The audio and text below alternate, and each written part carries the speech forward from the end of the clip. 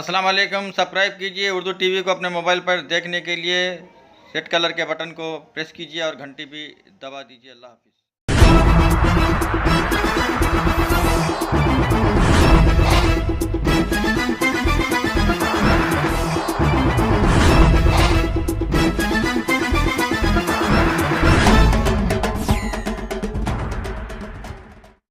अस्सलाम वालेकुम रहमतुल्लाहि व बरकातुहू। नाज़रीन, आप देख रहे हैं उर्दू टीवी न्यूज़ चैनल में। हम आपके सामने रफ़ीक नूरी, सीनियर जर्नलिस्ट।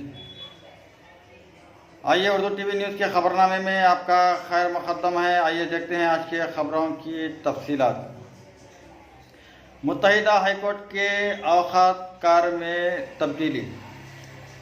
हैदराबाद में वाक़ मुत्तहिदा हाईकोर्ट के काम के औक़ात में तब्दीली हो रही है। पीर से अदालत के औक़ात सुबह 10:15 बजे था शाम 4:15 होंगे। मौजूदा वक्त में अदालत के औक़ात का सुबह 10:30 बजे था 4 बजे हैं।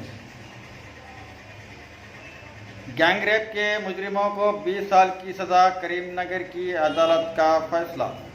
रियासत तेलंगाना के ज़िले करीमनगर की एक अदालत ने इस्मत रेज़ी के मामले में 2 मुजरिमों को 20 साल की सज़ा सुनाई और फ़ीकस 5,000 रुपये जुर्माना भी आयद किया।